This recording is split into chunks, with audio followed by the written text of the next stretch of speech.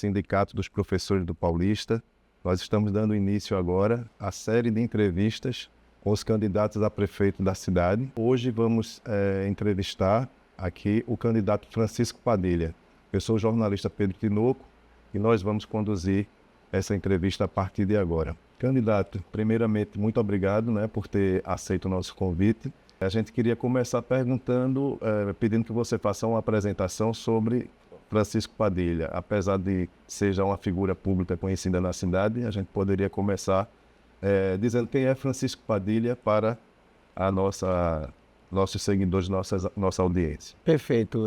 Primeiro eu queria agradecer a você, Pedro, e a todos que fazem o Simprop, o Sindicato dos Professores do Paulista, e dizer a vocês que Francisco Padilha é um jovem, é filho da cidade, só não é nascido na cidade, mas com poucos dias de vida veio morar em Paulista e hoje está colocando o nome à disposição da população para fazer muito mais e melhor, para fazer diferente do que foi feito nos últimos anos, para fazer de maneira que a gente vai dar oportunidade às pessoas de contribuir para dar uma boa qualidade no serviço público de saúde, de educação, de infraestrutura.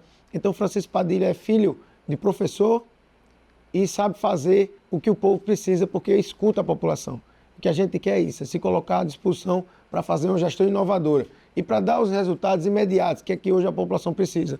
A população precisa de que os políticos parem de ficar somente prometendo e comecem a pôr a mão na massa e fazer as coisas acontecerem diariamente. Se o problema está acontecendo hoje, amanhã a gente já tem que encontrar a solução. É isso que a gente está proposto a fazer, mais uma vez, como candidato a prefeito, e agora de uma maneira que a gente está com autonomia, independência e sem nada que venha a nos puxar para baixo. Ok. A gente é importante dizer que essa sabatina é uma tradição já do Sindicato dos Professores do Paulista.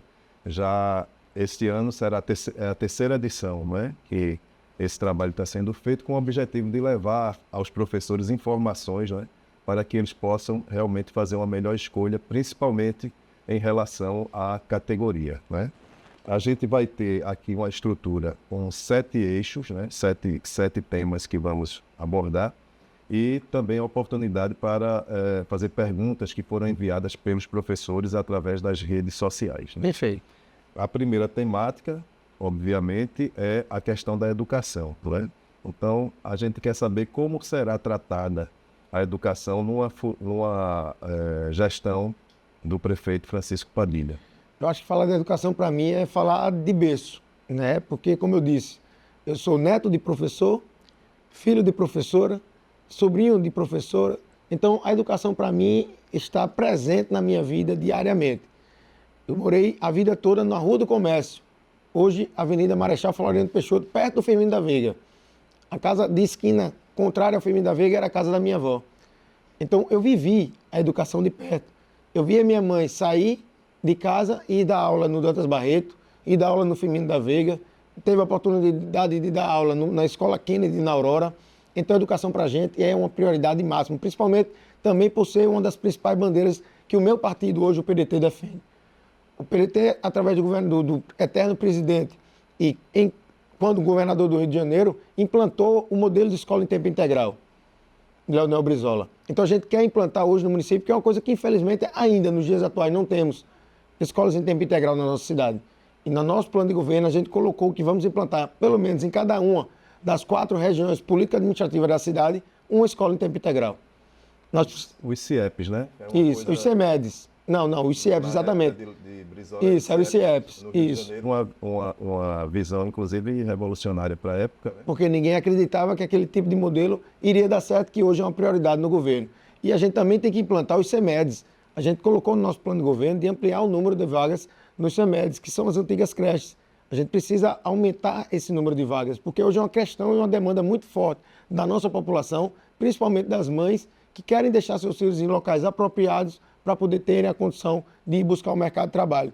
Uma outra questão que nós vamos também desenvolver e colocar à disposição dos nossos professores é a Casa do Professor, um local de acolhimento, onde vai estar lá o atendimento psicológico, de fisioterapia, de fonoaudiologia, porque você sabe que o professor hoje, quando ele sai da escola, ele sai com uma carga emocional e com um desgaste muito grande. Então a gente precisa acolher esse professor de maneira efetiva. Nós vamos fazer com que a formação continuada ela volte a ser implementada na nossa cidade. A gente já vamos implantar parcerias com diversos institutos renomados pelo país para poder dar essa formação e fazer com que o nosso professor esteja pronto, apto a exercer o seu mistério, que é transferir para o nosso aluno o que de melhor ele pode propor, porque a gente pensa exatamente em qualificar o nosso jovem, a nossa criança, o nosso jovem, o nosso adolescente para o futuro. E é isso que a gente quer. E como o senhor avalia hoje a estrutura da rede municipal? A estrutura física, a estrutura de trabalho mesmo para... Se a gente for falar dos últimos 3 anos e 9 meses, a gente vai falar de tantos desmandos que aconteceram nessa gestão, que eu acho que a gente precisa resumir a falta de compromisso com a cidade do Paulista, do atual prefeito, e hoje cabo eleitoral do candidato Ramos. Então a gente precisa mostrar que a gente precisa fazer a reforma nas escolas de maneira que os alunos se sentem contemplados e se sintam num ambiente, tanto os alunos como os professores, num ambiente adequado para a educação pública no nosso município.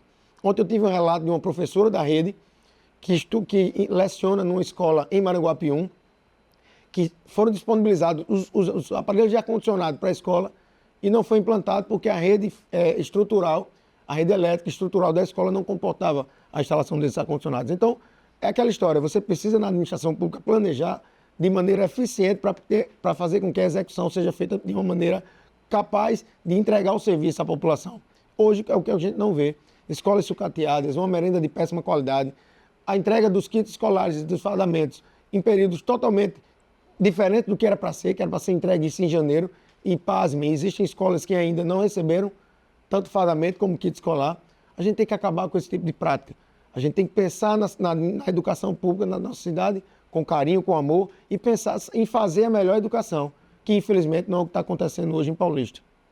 Em relação especificamente aos servidores da educação e aos professores, quais são as suas propostas? Como eu disse, a gente vai criar a Casa do Professor, esse centro de apoio e acolhimento dos professores, além da formação continuada que tem que ser feito continuamente, né? Continuamente, não é só a formação continuada no nome, tem que estar continuamente estando junto do professor para melhorar a sua capacidade e consequentemente, que ele vá exercer, né? Desempenhando e se entregando ao máximo ao nosso aluno. E com relação ao funcionalismo público, ao professor, eu sempre estive, nos últimos 16 anos, ao lado do servidor público, para trabalhar em busca de melhorias para o servidor, buscando cada vez mais reconhecer direitos que por muitas vezes não eram reconhecidos, simplesmente porque as pessoas não queriam ler a legislação e implantar, né, no sentido prático das coisas.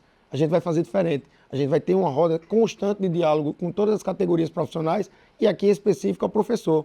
Mas a gente tem que lembrar de outras categorias que também clamam aí por um serviço público, clamam por uma atenção, porque hoje o que a gente vê, Tinoco, é que na verdade a população, tanto o funcionalismo público como a população em geral, eles querem uma presença efetiva do político, que infelizmente há 20 anos não acontece em Paulista. Há 20 anos o político ganha eleição e se esconde da população.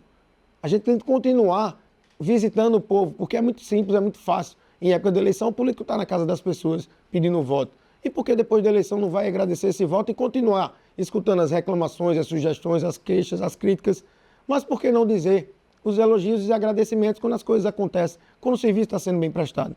Então a gente quer fazer com que a relação entre o servidor e a administração, e o gestor e o prefeito, seja uma relação contínua, como hoje sempre foi, principalmente com relação a mim.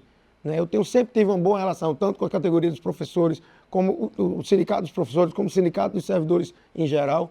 A gente sempre teve uma roda de diálogo e sempre teve uma relação muito boa. Até porque, na época em que trabalhei como assessor jurídico, eu sempre tive à disposição para recepcioná-los e discutir diversas matérias que, com certeza, iriam melhorar a condição e a vida deles. Em relação à relação propriamente dita com os gestores, né, das escolas, a gente sabe que muitas vezes o prefeito, o gestor municipal, ele tem dificuldade porque há um certo conflito de interesses, né? A direção da escola muitas vezes vai cobrar as necessidades, né, para aquela estrutura e essa relação às vezes é conflituosa. Como é que pretende ser a sua... Na verdade, eu acho que a gente tem que implantar a gestão democrática. Sim. Independente de o gestor ser... como é que eu posso dizer? Ser da mesma corrente política do gestor, do prefeito, independente do diretor, ser apoiador ou não do prefeito, a gente tem que entender que o gestor está ali para prestar o melhor serviço para a população e não é para o prefeito. O prefeito vai cobrar a eficiência no serviço que ele tem que prestar. E ele tem que cobrar do prefeito a eficiência no serviço, na prestação da destinação dos recursos, na melhoria da estrutura física da escola, na melhoria da estrutura da capacitação dos professores, da equipe pedagógica. A gente tem que fazer com que, independente de lados políticos, acabou a eleição, desarme-se os palanques. A gente tem que pensar no povo. O que de melhor a gente pode oferecer ao povo, imediatamente. Porque hoje, infelizmente, a população clama por uma educação pública de qualidade, que não está acontecendo. Então, independente de lado político que o gestor venha ocupar, a gente implantando a gestão democrática, quem vai escolher é a comunidade escolar. Quem vai escolher não é o prefeito, não é a secretária, não é vereador, não é liderança, não é ninguém. É a comunidade escolar que vai escolher aquele gestor. Então, se a comunidade escolar escolher aquele gestor, quem é o prefeito para discutir se aquele gestor é melhor ou é pior, que se foi a comunidade que escolheu? Independente de qualquer coisa, a gente vai se eleger. A gente vai se eleger e vai governar para todos, aqueles que votaram na gente e que não votaram. Então a gente tem que saber administrar com o gestor, mesmo que ele seja divergente politicamente das nossas ideias. Porque o que eu quero, enquanto prefeito, é oferecer o melhor serviço para a população. A nossa produção está informando que a gente já correu aí com mais de 10 minutos, né? A gente tem 30 minutos, né? Onde a gente dividiu em blocos. Os primeiros 20 minutos nós vamos tratar dessas temáticas aqui que são o eixo do programa. E vamos ter 10 minutos para a gente ver aqui as perguntas também dos internautas, né? Então, eu acredito que o tema educação já foi bastante explorado. E a gente vai partir agora para os outros temas, né? Em relação à saúde, vamos falar agora sobre saúde. Em relação à saúde, eu queria saber qual é o seu saúde, então vamos falar de diagnóstico. O diagnóstico da saúde hoje em Paulista. A saúde pública em Paulista hoje está na UTI. Meu diagnóstico é que hoje a saúde pública no município é a quarta pior saúde pública do estado. A gente precisa transformar e voltar a Paulista ter a melhor saúde pública do estado, por que não dizer isso? É um desafio, mas a gente consegue junto com a população. A gente precisa implantar um prontuário eletrônico, onde todas as unidades de saúde vão estar interligadas através de um sistema.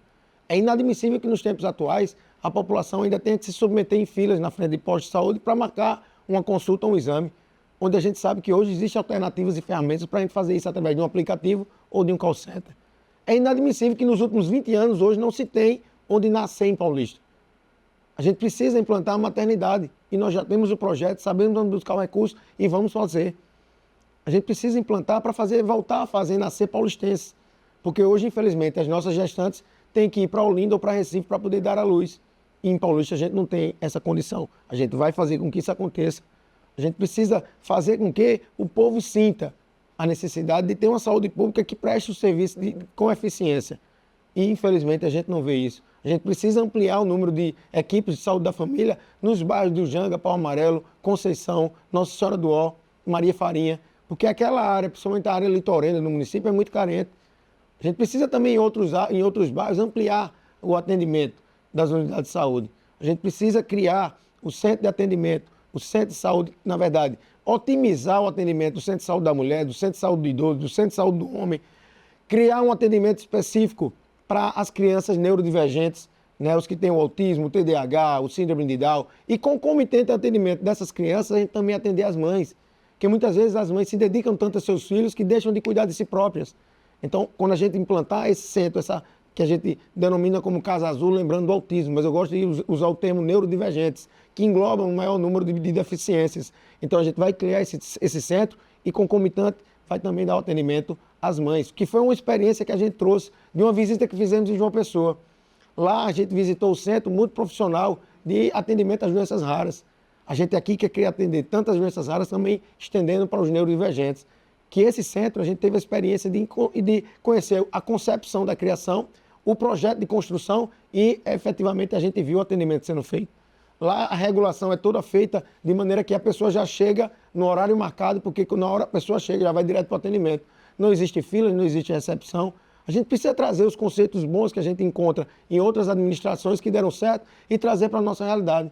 Isso a gente vai fazer porque a gente já tem o projeto, já sabe onde buscar um recurso, o que falta é a boa vontade e o comprometimento do gestor, que se Deus permitir, a partir de janeiro vamos ser nós, com a população da nossa cidade.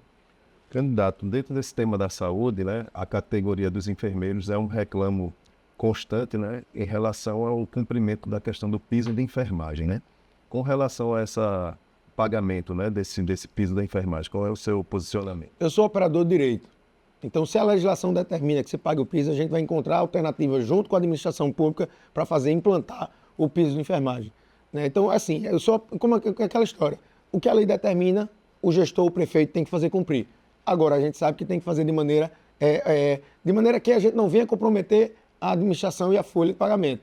A gente vai fazer sim a implantação porque a lei determina, independente de qualquer coisa. Vamos estudar os meios e as formas de implantar na folha o piso nacional dos enfermeiros. Ok.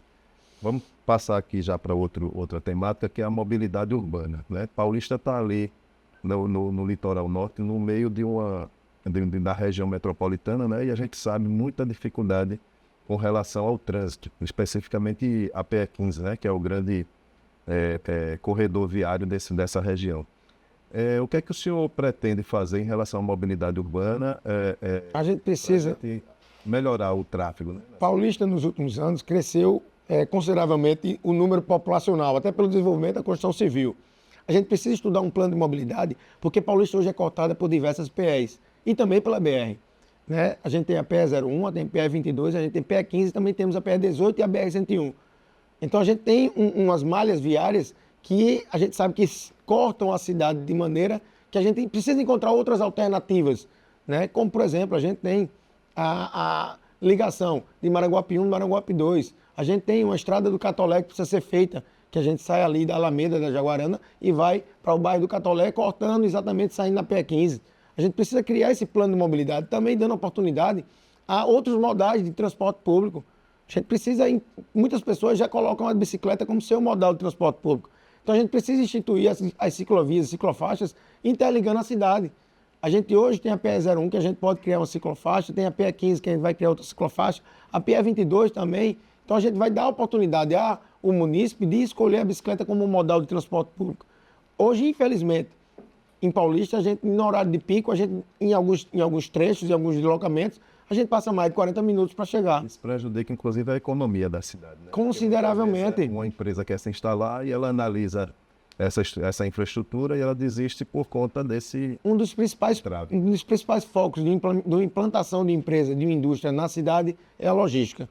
A gente sabe que hoje o empreendedor, o empresário, ele se preocupa com a logística, que é exatamente onde ele gasta mais, onde ele investe mais para poder fazer com que o seu produto seja entregue no seu consumidor. E com esse trânsito, com esses entraves, com essas dificuldades, o empreendedor, o empresário, o investidor vai pensar duas vezes em investir em Paulista. Só que a gente tem que voltar a fazer Paulista se desenvolver. Paulista foi uma cidade que empregou muita gente, entrou da região metropolitana. E Paulista hoje tem na PE18 o Distrito Industrial de Paraty, onde existem diversos galpões desocupados que a gente precisa ter a capacidade de enxergar, que a gente precisa voltar a fazer Paulista, atrair essas grandes indústrias, essas grandes empresas para empregar o nosso povo e fazer Paulista voltar a se desenvolver. A gente tem esse aspecto econômico, né? Mas tem um aspecto assim, do sofrimento de quem, por exemplo, usa um ônibus e passa 40 minutos dentro dele. Né? Aí o senhor falou da questão das bicicletas. Paulista tem também esse sistema de combis, né? Como é que o senhor pretende a gente precisa estudar tratar essa questão das combis? A Kombi hoje é um veículo que não se produz mais. A gente precisa, conjuntamente com os permissionários, encontrar um modal adequado e ideal para a gente criar o nosso sistema público complementar de passageiros. A gente precisa fazer de maneira eficiente. Não adianta a gente ter um horário e num horário onde a população mais precisa não ter o serviço sendo prestado. Então, se a gente muda o modal, que a Kombi não se fabrica mais, e cria, junto com os permissionários, um mecanismo de prestar o serviço público de maneira eficiente para a população, com certeza a gente vai contemplar. A gente sabe, a gente vê isso em outros municípios. Existe o sistema de público de transporte complementar, ele é alimentador do sistema geral de transporte. Então, a gente precisa encontrar alternativas de fazer com que bairros como a Mumbeca, como Cesário de Melo, como a Mata do Ronca, que não estão servidos por esse serviço, a gente precisa entrar lá para fazer com que esses bairros sejam interligados ao sistema público de transporte de passageiros. Candidato, vamos correr, né? Tá rápido. Muitas Vamos propostas. Passar já para o próximo tema, que é o turismo, né? Paulista é tida como uma cidade assim, com um potencial muito grande no turismo, mas a gente não vê esse potencial se transformar em desenvolvimento econômico e trazer resultados para a cidade. Quais são suas propostas para alavancar o turismo? Paulista hoje tem 14 quilômetros de orla. A orla de Paulista é maior do que a de Recife, que é de Olinda. A gente precisa saber explorar de maneira eficiente, fazendo com que o turista volte mais vezes. Porque o turista vem em Paulista uma vez e o que ele vê, ele não tem vontade de voltar. Para você ter uma noção, todo turista, quando vai para uma cidade, vai procurar um souvenir para levar de lembrança. Em Paulista não tem nenhum local para a gente comprar esse souvenir. A gente vê que as gestões que se passaram não têm o compromisso com o patrimônio histórico da cidade. A gente viu a atual gestão acabar com os teatros Paulo Freire. A gente viu a atual gestão acabar com a junta militar que funcionava na Praça João 23, onde eu tive a oportunidade de jurar a bandeira quando me alistei. Eles acabam com o patrimônio e com a lembrança. Paulista é uma cidade que tem muito futuro, mas a gente não pode fazer o futuro sem lembrar do passado. Então, o Forte de Palmarelo, eu fiz essa intervenção para falar do Forte de Palmarelo. Faz muito tempo que o Forte de Palmarelo fica se arrastando, que vai fazer a reforma e não faz a reforma, e jogam, os gestores utilizam de um artifício de jogar a culpa no IFAM. O IFAM não tem responsabilidade. É a falta de compromisso do gestor para fazer as coisas acontecerem. O Forte Palmarelo pode servir como um central de atendimento ao turista, um centro cultural para poder diversos artesãos que existem na cidade apresentarem suas exposições ali naquele equipamento público. A gente precisa fazer com que a gente possa explorar esse patrimônio histórico que a gente tem na cidade. Paulista tem um mar que é belíssimo e maravilhoso para navegabilidade. Paulista tem uma culinária que ela não deixa a desejar nenhuma outra cidade do nosso estado e de Brasil afora. A gente precisa criar esse centro gastronômico. A gente precisa fazer com que o turista que venha, porque o turista quando vem para uma cidade, ele vem para gastar. Então a gente tem que tratar ele a pão de ló, para que ele venha outras vezes e que gere o desenvolvimento. A gente precisa crescer no desenvolvimento econômico nesse setor do turismo, no setor do lazer, da cultura. Paulista é muito rica, só que infelizmente nos últimos 20 anos a gente não viu isso acontecendo e a gente quer fazer diferente. A gente quer criar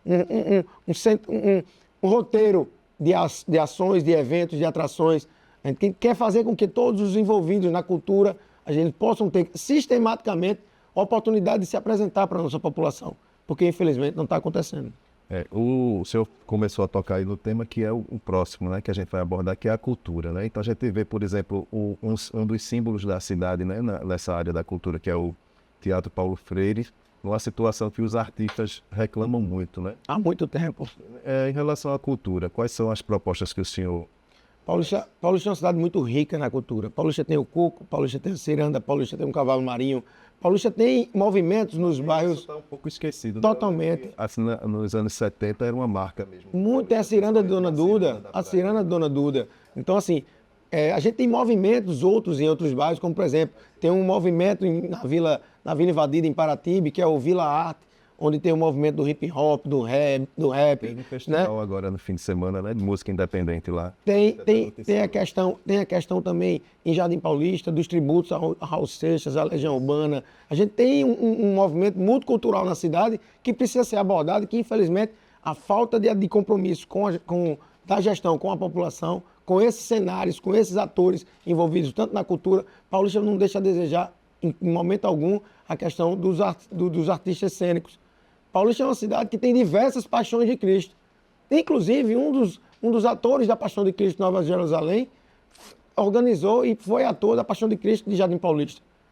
Então a gente tem que, é o Washington Machado, a gente tem que fazer com que a cultura de Paulista seja levada a sério. Deixa eu só perguntar o nosso tempo, produção, o tempo que a gente está até agora, hora de entrar nas perguntas. Então vamos rapidamente, candidato, falar sobre meio ambiente. Paulista ainda tem, né, os resquícios ali de Mata Atlântica, mas a gente está vendo assim, a construção civil avançando nessas áreas, né? Como é que o senhor pretende tratar essa aparente contradição, desenvolvimento e preservação? A gente precisa, e aí eu digo também, por ser filho da cidade, a gente precisa fazer com que o desenvolvimento aconteça, mas de maneira sustentável. A gente tem que preservar as nossas matas, os nossos mananciais, a gente tem que preservar a nossa fauna, que infelizmente a gente já vê. Eu dou um exemplo muito claro, a Estrada do Fio. Quando eu era mais novo, a gente fazia esse percurso na Estrada do Fio, ela era estrada de barro, a gente fazia questão de baixar o vidro do carro para poder sentir o aroma e o friozinho entrar dentro do carro. Por isso que o nome dela é Estrada do Frio. Hoje, infelizmente, com o crescimento, alguns espaços verdes da cidade, eles foram ocupados por construções, por empreendimentos, mas o que nos deixa e o que deixa a população principalmente mais revoltada é que as medidas compensatórias e mitigatórias que deveriam fazer exatamente a compensação daquele impacto ambiental gerado e causado, ela deveria ser aplicada e empreendida de maneira que a cada árvore que fosse derrubada, a gente conseguisse implantar mais 2, 3, 4 e tantas quantas necessárias para poder fazer com que Paulista não aumente as temperaturas, que o medo nosso é que daqui a alguns anos a temperatura da cidade aumente, exatamente porque vão acabar as árvores. Então a gente tem nosso projeto de requalificar exatamente todas as calçadas, e todas as calçadas requalificadas a gente vai implantar uma árvore, vai plantar uma árvore para poder fazer com que Paulista tenha esse cinturão verde novamente e faça a proteção, e a gente pensa no futuro do nosso pulmão, o pulmão vivo da cidade. Candidato, vamos entrar, para a gente não fugir ao projeto. O último tema é corrupção, né? Isso é uma mazela brasileira, né? E a gente sabe que é muito difícil, inclusive, de tratar, mas numa futura gestão do senhor, como é que o senhor pretende implementar aí controles e formas de evitar, né, que esse câncer da sociedade aflige ainda mais a população de Paulista? Eu acho que a principal forma de combater a corrupção é dar transparência às coisas, dar transparência aos atos, transparência aos processos, aos procedimentos. A partir do momento que a gente mostra à população da forma como a gente está atuando, a população vai nos ajudar a fiscalizar, né? Existem, obviamente, os órgãos de controle, os órgãos de fiscalização, mas se a população está acompanhando o passo a passo de todo o processo para se fazer um serviço ou se adquirir um produto, a população vai nos ajudar a impedir que a corrupção entre no nosso governo. A gente sabe que, infelizmente, aí, nos últimos anos aconteceram alguns fatos de corrupção, por isso que eu gosto de deixar sempre bem claro. Não me confundam com o Júnior Matoto, eu não tenho nenhum tipo de relação com ele. Então, hoje, eu sou candidato a prefeito em Paulista para mostrar ao povo de Paulista que eu posso fazer muito mais e melhor do que já foi feito.